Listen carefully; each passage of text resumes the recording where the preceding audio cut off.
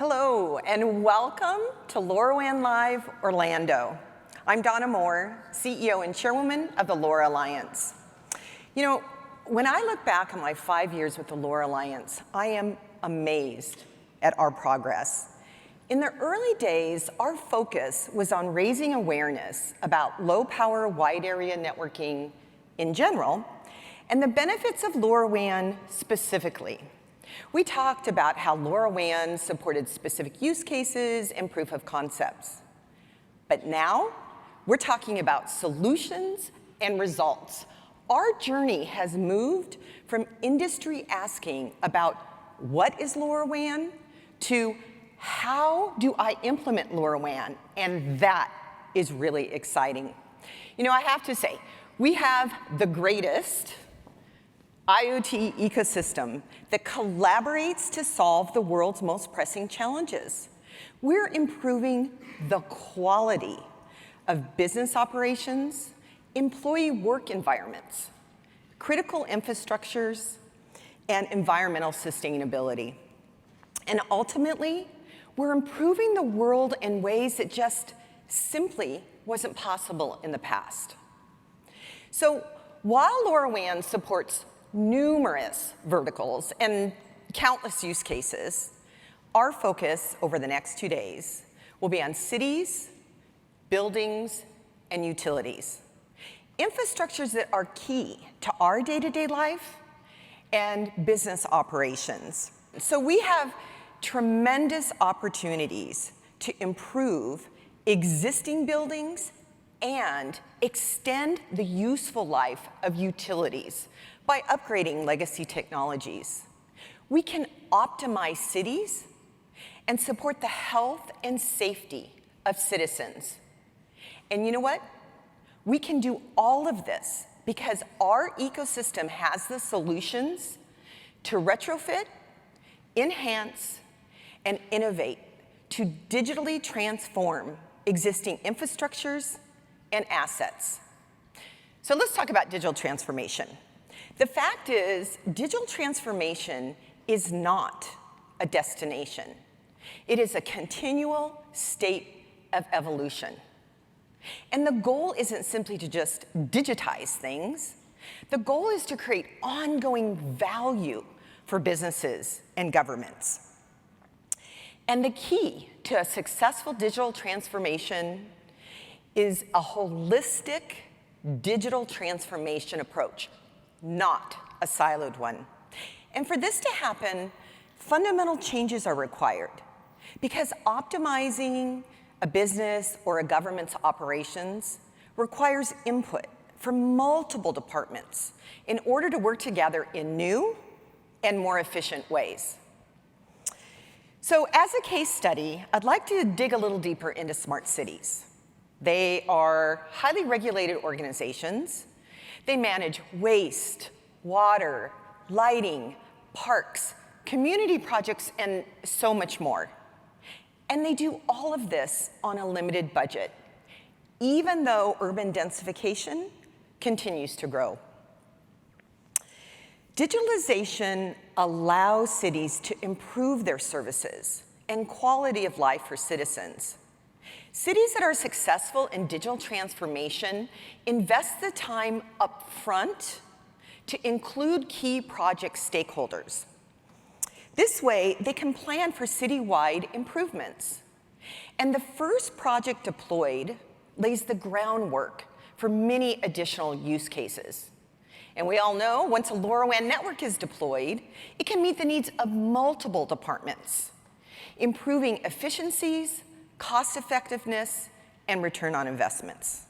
However, our work involves so much more than just deploying a network and adding sensors.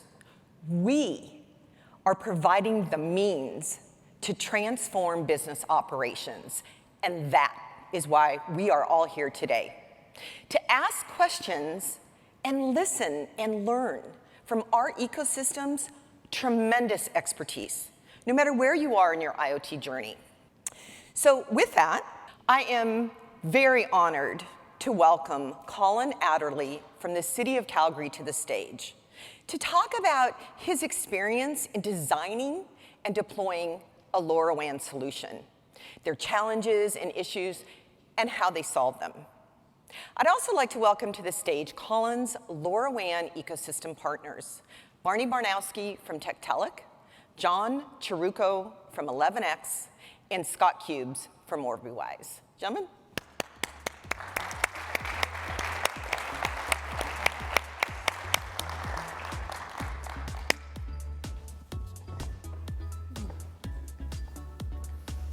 Welcome, guys. Hey. Thank you for being here. Thank you. So we're going to start off, hopefully you can see over there. We're going to start off with Colin. So Colin, I want you to talk to everybody about your journey with LoRaWAN, how you selected LoRaWAN, how you selected your ecosystem partners, and the use cases that from the beginning to where you are now.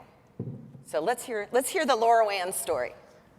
So proud to be an employee of the City of Calgary. We had really a smart city program before it was marketed as a smart city. There was a lot of collaboration, particularly in infrastructure.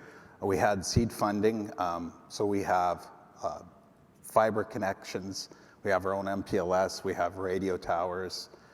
So the opportunity in 2016, we knew that technology was going to be disruptive, and you can either confront change and start to learn how to deal with change as technological progress evolves. We've seen this opportunity with low power wide area network standards in 2016. We did some research. We called a lot of different companies. We wanted to engage in different standards. Particularly, as a city, we would prefer open standards. And at that time, LoRaWAN was kind of the emerging standard. We were lucky enough to be introduced to Barney from TEKTELIC, and from there, in 2017, we were able to procure gateways, install gateways on our radio towers. We learned some infrastructure patterns, and then we had labs set up, and we started to our learning journey. We started experimenting, so we had kind of indoor and lab use cases. We engaged the University of Calgary for research and kind of that type of learning. We had a Living Labs program, so organizations that were interested in LoRaWAN in particular could reuse our infrastructure to prototype and experiment within the Calgary, Alberta ecosystem.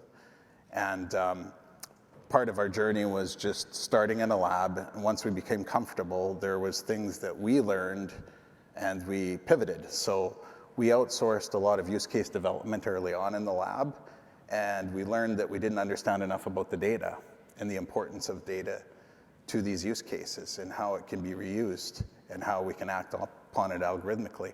So we built our own rapid POC environment, and we gained confidence, and so we started experimenting collaboratively with our civic partners and business units.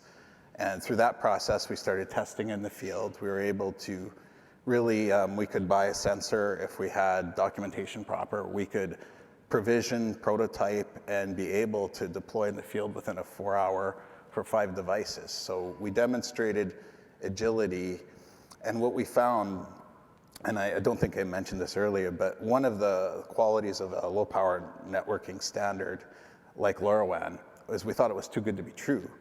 We had connections through fiber, we have power, we have fixed infrastructure, but there's things, and to have visibility to the things that you had traditionally would be a massive construction project and capital. We're able to have visibility to these things, like so our thesis was battery-powered devices that could transmit 3 to 7 kilometers in an urban environment. It was mind-boggling. So, of course, we set out to prove that it could work or that it wouldn't work. Did you look at other technologies besides LoRaWAN? We did. And unfortunately, we weren't able to actually get our hands on it and start doing the work. And so this is where the strength, and I'm proud that John and Barney are both Calgarians in our ecosystem, very strong. And through our engagement, TEKTELIC really opened the doors and introduced us to a number of partners in the ecosystem, which helped our growth. And so as we moved from the lab to the field, we were able to kind of pivot and really grow. And eventually we moved to use cases that, there's use cases that are non-standard, right? And within the Calgary ecosystem, there's fairly strong networking, and it gets surfaced, and these opportunities come to us, and we can evaluate the risk and prepare. But what happened is there's non-standard use cases, as you can see from kind of 2019 on. And so we would try to engage, and so we got introduced to 11X and Orbiwise and many other partners. And so we started experimenting with non-standard use cases. And what we found was that there was low device volume, but really good ROI. And so now, after 6 years of really learning about everything from devices and RF and data, reliability, accuracy, all that, so that you can algorithmically act upon it, we've definitely learned that there's use cases that can be solved by industry that scale, and then there's customized use cases, and both are extremely valuable to our ecosystem. And so we feel now that we're much more prepared for growth. Typically in the city environment, if you procure a multi-million-dollar, there's a lot of integrated risk. So through small experiments and saving money in the POC and continuing to learn and work with our civic partners, we've been able to gain the confidence and reduce all the risks. And so I think Calgary is very, very comfortable with LoRaWAN as a future technology and an IoT pillar in our ecosystem. Who are your municipality partners that within your ecosystem, not the LoRaWAN partners, but? Yeah, so there's two types of ecosystems, really. There's the engagement within the City of Calgary and our business units, and then there's the engagement with technology partners, people who manufacture, software, all that stuff. So within it, within our group, there's an innovation group within IT.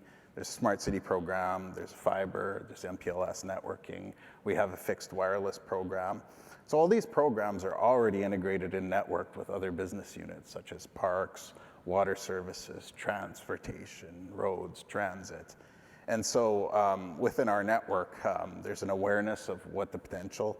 So we did a lot of education, but we also did a lot of education through trials, and just demonstrating that you can scale up a use case and a POC fairly quickly. But, and we weren't scared to fail, because that was part of our learning process. And we learned as a group, both with the TEKTELICs, the 11Xs, the Orbiwises. We also engaged in a cybersecurity evaluation, because there's a lot of fear-mongering, and we kind of want to be able to disseminate facts from, and that was the other thing. There's a lot of things you can do researching white papers, but knowledge is gained by doing, not by anticipating. And so IoT, there's a lot of different technologies emerging, and so the best way to prepare is by really immersing yourself in it and the ecosystem and learning. And we're very thankful for the opportunity to tell our story, and we're very appreciative of all the development that the LoRaWAN ecosystem and this technology and the opportunities it's presented us. Great. Talk a little bit about your use cases. Sure. So we, in the early days, there was use cases, and there was some excitement to try some different things. So we work with bylaw, noise monitoring as an example. And there's festivals and complaints. And basically what we were able to do is just read noise levels, at 5-minute intervals, have it reported on a dashboard for our bylaw services, and kind of test it against, different festivals and stuff like that. And so that was one use case, because there's a lot of complaints, there's noise bylaws. Smart agriculture, we had, actually we did a promotion with Semtech, and there's videos online about Devonian Gardens, but it's a big exotic garden. You know, there's a bunch of data. Once you understand the data requirements, then it's a lot easier to start to build the ROI from data to solve different problems, right? When you're in Devonian Gardens, the lights are installed by electricians, but lights for plants need to be placed based on, you know, what horticulturalists would like to have. So you got to decide, you know, what's the energy requirement? Do you move plants around? Do your life cycle? So we did a bunch of experimentation with that, and we learned about the applications in the process as well. Later on, when we went to the field, we have manholes. So downtown Calgary has, you know, we've got electric supply for our C-train operation, and so water will collect, and when it gets over a certain threshold, we have to pump the manholes out. So by having data visibility, below grade, through manhole, precast concrete, the whole thing, we had to find creative ways to solve that early on. And so we had a couple different designs and tested it, and we kept on pivoting, but now, yeah, we can look at the data, we can build predictions, we can act upon it. So a lot of these use cases, we did a smart parking POC as well, and that was just sensors off, prepackaged off the shelf, tested it. So what we've been able to learn is that the ROI comes in a lot of different ways, but it's very dependent on how you manage the data. And the other part was, through our learning, we found that we do want to have some data sovereignty and some algorithmic control. So even if you have an off-the-shelf solution, we'll want to see that data and store it in a data lake for longer-term planning, because a lot of there's data that you'll use today, there'll be data that you can start to predict, and then there'll be data that you can actually start to do more planning. And we're still in our infancy for a lot of these things. You know, once you get data after 5 years, you can start planning resources and really getting a better understanding of your operations. So it's an entire learning process for us and the ecosystem, including our partners. Well, and so 5 years, you've been 6 years deploying LoRaWAN? 6 years. 2017. Yeah. So that's probably one of the longest cities that have been deploying. And if you look at the number of use cases, I mean, that's a lot. And each ecosystem partner will talk about how they were involved in this. But let me ask you a question. What do you feel like is the greatest, what do you love about LoRaWAN, and maybe not so much in the beginning, but now, and what are the things that you feel like could be better? Well, that's a tough question. We had, I think, early on, understanding how the data worked, how the RF, the reliability, right? You got to move from a thesis to a practical. You got to prove that this stuff works. But along the way, I think, most of the challenges are simply that the awareness of LoRaWAN, when people understood what LoRaWAN was and how it could improve their operation, at least in the Calgary ecosystem, it was contagious. And success actually bred more success. Now, we don't have any large use cases scaled, but you can tell that the use cases continue to grow. We had a little bit of a slower during COVID. Yeah, I see that during COVID. But now we're seeing an exponential ramp up and an awareness. Also, I think in cities, we tend to have closed vendor ecosystems. So I think, and it's not actually a negative thing. I think the LoRaWAN technology stack is an opportunity to improve how we do business, and it's challenging status quo. And that's a very positive thing. It's very exciting. But for us, we'll have some vendors that are aware of LoRaWAN, but they're going to build it their way into their products. And so at least what we can do is present that we're aware of how we can plan, we can procure, we can security de-risk, and we can manage the data now. And so we're able to handle, and we're very confident in a number of methodologies and how the ecosystem will come to Calgary and use LoRaWAN devices and make it, visibility to things that we, again, traditionally did not have visibility to. Great. All right, and we'll move on. So in 2024, 2025, You're looking for a big expansion with LoRaWAN? Yes, there's some use cases that are going to expand, probably more non-standard than standard. When you get to large volume of devices, we have to go through procurement, but we can still prepare our procurement for LoRaWAN. Yeah, so we're expanding our network and our ecosystem, and we're quite excited. Yeah. Do you look for LoRaWAN certified devices? Do they go in your bids or tenders, or? Yeah, we do have specifications when we ask, through the procurement model. LoRaWAN certification, Industry Canada certification, right? Anything that conforms to kind of our regulatory for electrical devices. Granted, it's battery powered and RF, but yeah, Canada has some conformance to device regulations and whatnot. So. Okay. So LoRaWAN certification is part of their tender. I just want everyone to hear that. All right. So thank you. We'll come back to Colin. Barney, tell us a little bit about TEKTELIC, so they know what you do, and then how you got involved with the City of Calgary. Absolutely, and just before I jump into that, I really like how you talked about non-standard use cases, because pretty much everything what we've learned that a city does and has been doing is pretty much non-standard. So we'll get into that. So I'm with TEKTELIC. TEKTELIC Communications, we're a gateway vendor. We also develop end devices and some end-to-end solutions as well. And just by virtue of proximity, we were in Calgary. We're based in Calgary. So back in 2017, we engaged with Colin's group. And our first city, right? So we wanted to do a good job, didn't want to fail. And I just remember kind of those initial conversations, right? We came to Colin and the team, and we were coming with this magical technology that can solve everything, right? All the non-standard use cases, we can do it, right? You want to monitor this, no problem. You want to monitor water, track this, count the number of doors open, closed, absolutely can be done, right? So really what that turned into for us was kind of a very early learning about focus, right? Especially within a city context. And everybody wants to sort of jump right into the big use case, right? That's going to drive volume, right? We're a vendor. We want to sell lots of gateways, lots of end devices. No.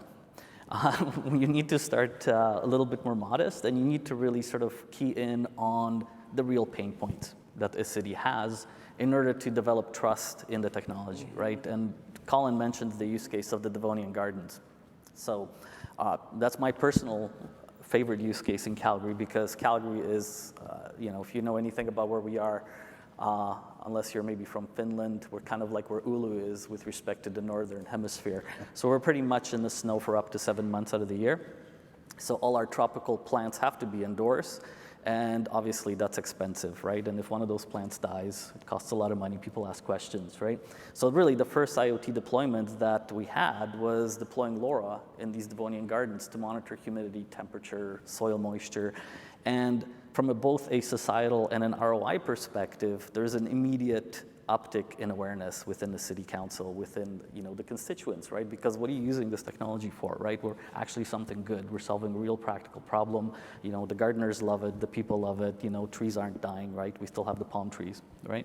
So in that sense, what we learned was, while you may want to jump straight into kind of a big use case and track things or monitor, do AMI, things like that nature, really you need to figure out kind of where to insert yourself in the conversation, solve a practical problem, and then from there on start asking questions. Well, what else can we do, right? So what else can we do with the technology? And more importantly, in the city context, I've learned is who else is going to benefit, right, within those other departments, right? Who else can create an ROI based around the solution? And then obviously, how do we take some of the other existing technologies and start transitioning them over to LoRa, right? So as you can see, over the last few years, we've certainly worked with the city, and the city's really helped themselves as well. So we did make some initial introductions to the rest of the ecosystem. Now, we also benefited from this. A lot of the initial gateways that we developed, we got to test with the city, right? So Calgary has urban canyons right in our downtown course. So for us, it was a great living lab, right? We were able to deploy gateways in all kinds of different locations and really study RF propagation for LoRa. We were able to do, broad testing of geolocalization, again, in very adverse RF conditions. So net, was a very positive experience for us. Glad we did it, and, happy to be one of your ecosystem partners. Thanks, Barney. John, so tell us a little bit about 11X, how you got involved, and maybe just briefly too on your Center of Excellence. Yeah, absolutely. 11X, interesting origin story. We're based in Kitchener-Waterloo, born out of the ashes of BlackBerry, everyone's favorite old phone, right? And so when the manufacturing of Research in Motion's arm, BlackBerry, when they stopped making cell phones, this rich, pool of talent was let go. And so there were, some of the co-founders of 11X who got together and said, smart cities, buzzword. What does that even mean? You ask 10 different people, you get 10 different answers. And so, at that time, they decided to focus in on, well, let's talk about the technology. And here's this, this magical long range, low power, battery powered devices, open standard, global standard that is, and standards always win. Our team learned that, so they started to dial in on this and said, okay, well, let's start this company and get immersed in this and focus on outcomes. So real world applications. So not connecting the smart toaster of tomorrow, but the, real world applications for cities and campuses, ultimately trying to make the world a better place, of course. And so, we deployed gateways across Canada and, 35 cities and that sort of thing. And so got to become really good at delivering carrier-grade connectivity and understanding how the gateways work, testing, in our Center of Excellence, which evolved over time, testing all kinds of LoRa devices. It was the Wild West in 2014. Mm-hmm. Are the batteries going to do what are they going to last as long as they say? Is the RF performance going to be what they claim?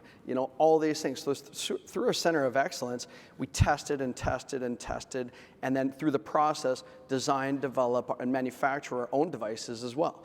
And so, probably half of the end devices that you're seeing up on the screens there, were either third-party devices that 11X verified for, through our COE for the City of Calgary, so they could deploy with confidence, and or designed and manufactured our own devices here, so that the city could get this data and determine when, like storm sewers are going to back up, in these major flooding events and that type of stuff. And so. Through that process, we've continued to evolve, and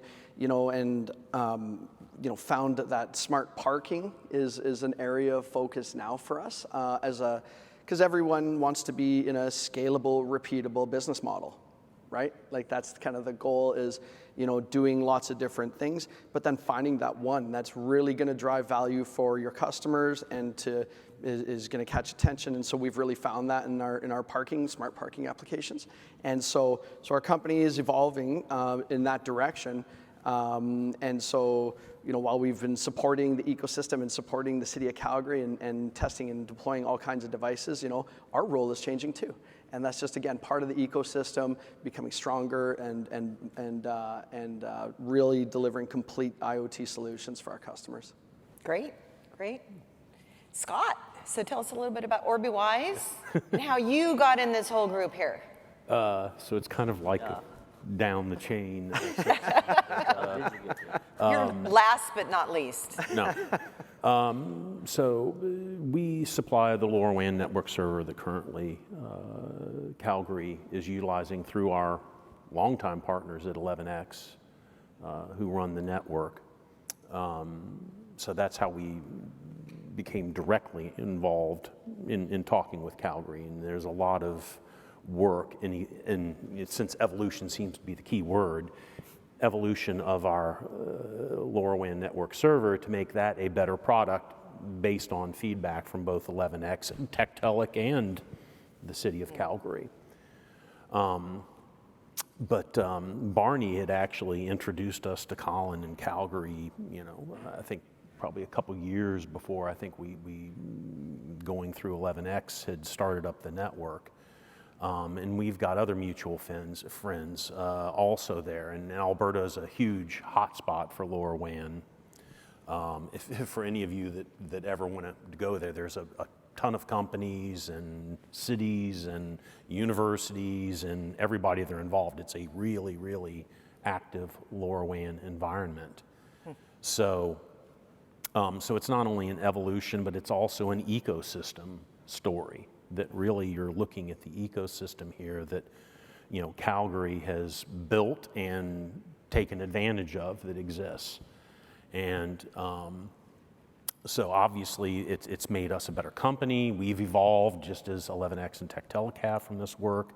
We've made our LoRaWAN network server a better product.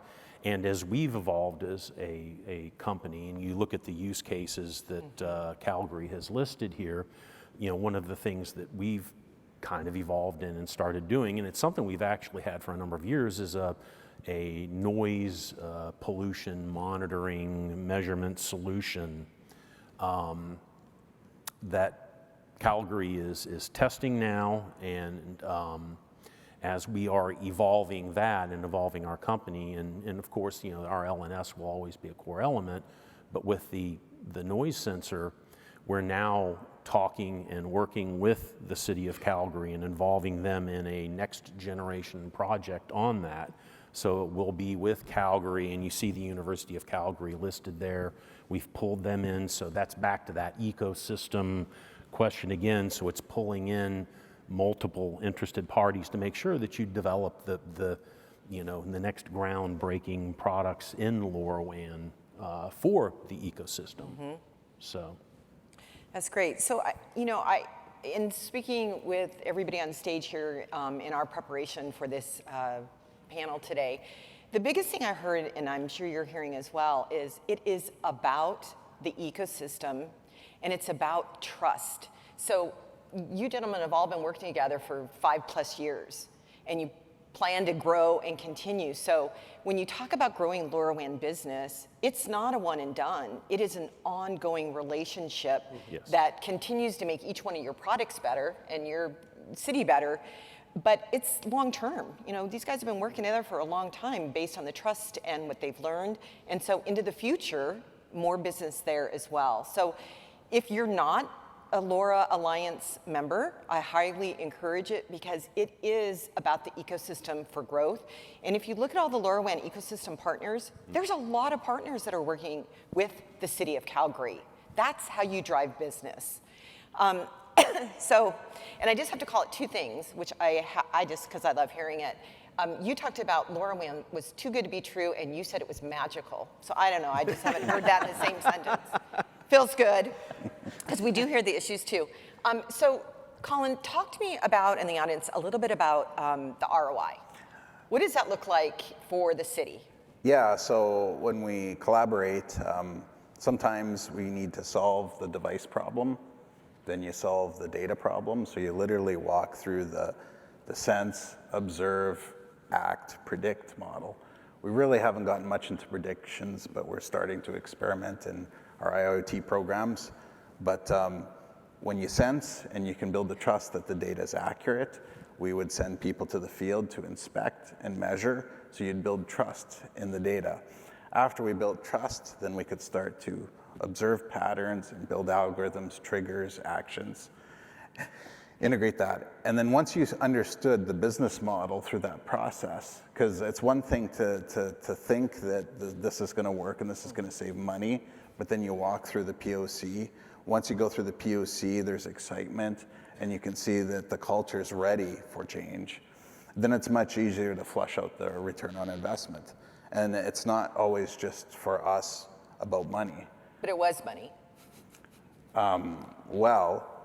Indirectly. Indirectly. Okay, right? So tell us how you got the ROI. What is your ROI? So we have a 311 program, and it's customer driven. People can dial 311 and complain.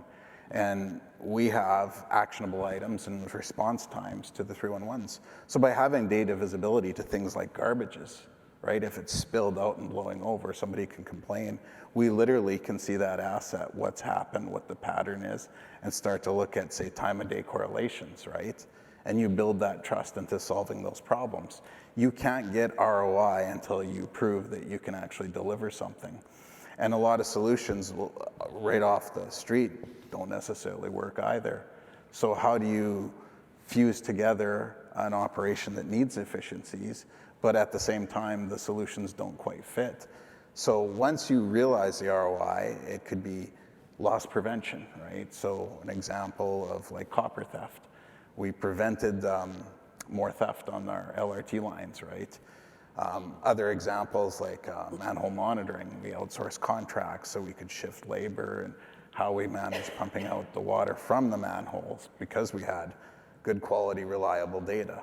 So you can shift resources, you can save outsourcing, you can save costs, and you plus have long-term data for better planning for those assets and learning new ways to do things. So yeah, I agree with all the statements. There's not one way, it's a continuous improvement process.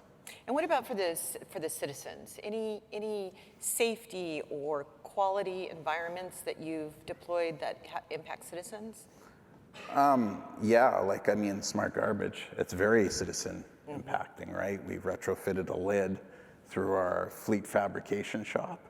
And so the first POCs we bolted on and they got ripped off and stolen. When I was out testing the RF and there was people saying, "You're doing that? That is so cool." And then they gave me a bunch of other comments I had to write down and provide feedback to parks because that asset was by a dog park. So. Asset tracking, another example where things get lost. You don't need an LTE device and a $10 a month, cost to track these things, right? They don't have to be buses and LRV vehicles. They can be water trailers.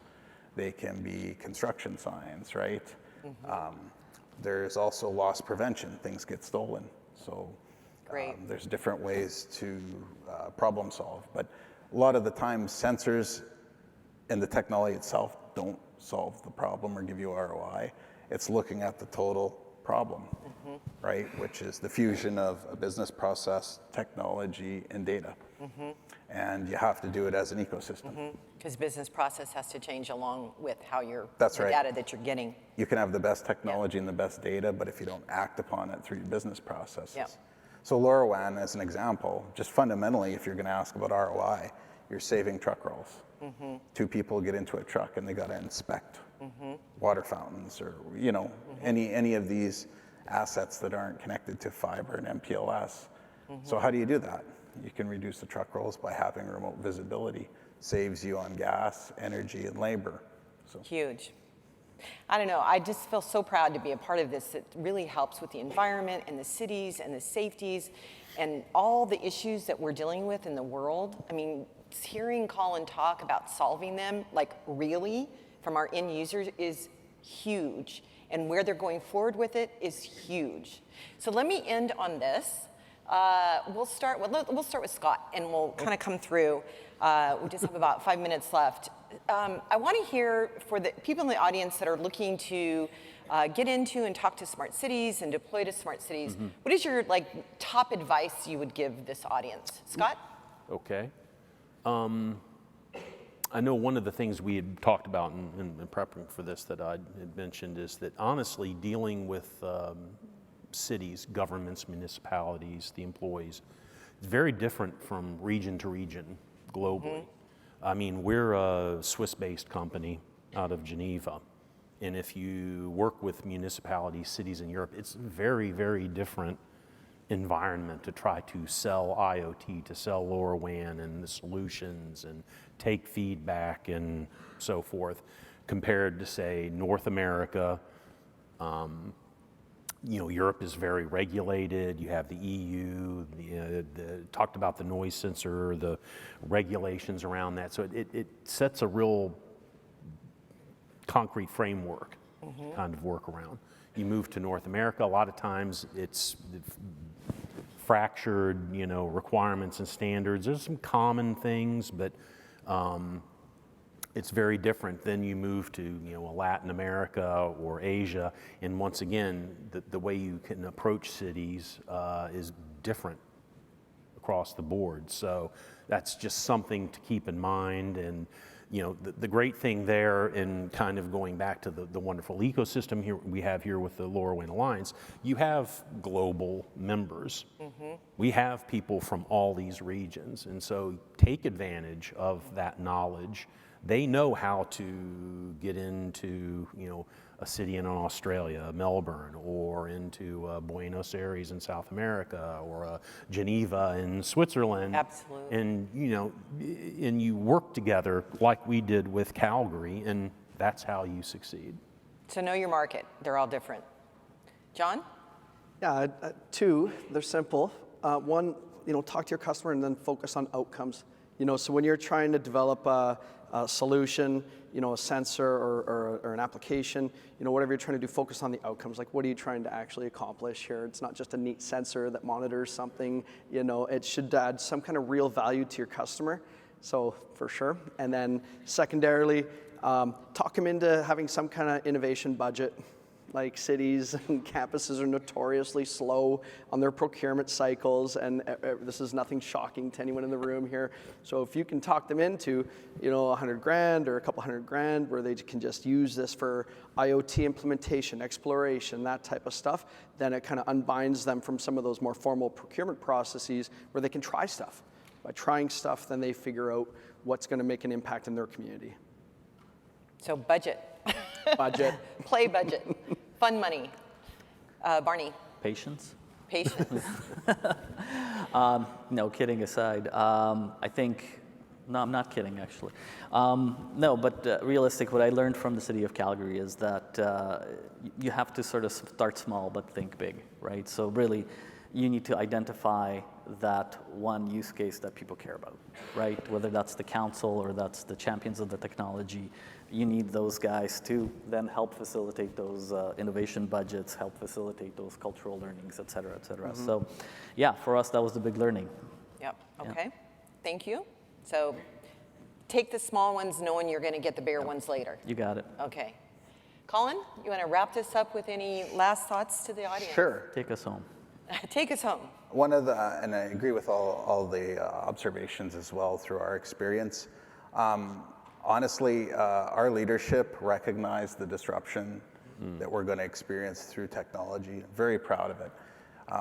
Somebody like me was afforded to be able to continuously learn, collaborate, and teach and bring knowledge.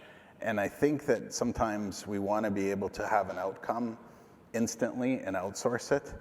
And it's not possible. That trust isn't built unless there's knowledge, and that knowledge needs to disseminate in a collaborative fashion, and there's multiple roles in that learning and how that works. So I argue it's not just capital. You have to have knowledge investment to be able to be more disruptive and change within your organization, and your leadership has to champion and sponsor that. So it's not just within what we did. We had other civic partners that invested their resources, right, and disrupt their operation to take on the learning processes. And that, you know, it wasn't just us implementing technology, it was outcome-based learning. And within our internal ecosystem, and there's outcome-based learning with the external ecosystem, right? And that's the biggest advice I could probably, because every operation is different, whether it's a city or a manufacturer, an operation, but the continuous improvement process does take time and investment. And it builds the trust. Once the data's trusted, now you're into algorithmic actions, and you can start to do the machine learning and the AI. Trust, trust, trust. Trust among partners, trust among your constituents, trust of the technology. I mean, and that takes time, right? And I would argue trust and fact are kind of the same thing, but lots of times operating groups don't have time to put their head up and think about things.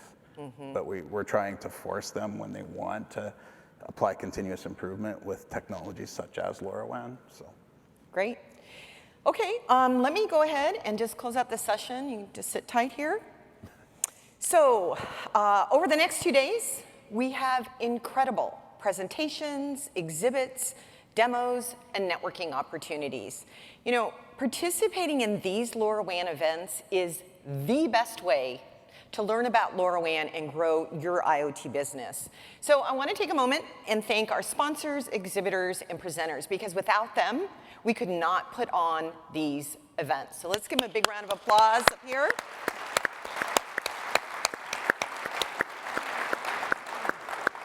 So I have a quick call out that came in last minute. So I want to make sure that everybody stops by the Actility booth, and I'll mention the rest. It's Actility, Sensory, Cisco, Helium, and Planom. And they have a LoRaWAN in action demo.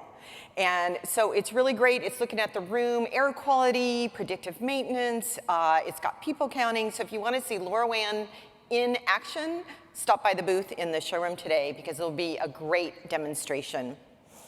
So I am excited. So you heard Colin talking about knowledge, knowledge, knowledge. Well, we heard people talking about knowledge, knowledge, knowledge in the market as well. So I am very excited to announce the soft launch of the LoRaWAN Accredited Professional Program. And this program accredits individuals who have passed LoRaWAN testing. So stop by the LoRa Alliance booth, it'll be out there as well, to learn more about the program and how you can become a LoRaWAN accredited professional. So with that, I just want to say I look forward to speaking with you over the next 2 days to learn about your LoRaWAN digital transformations. Thank you and enjoy the conference.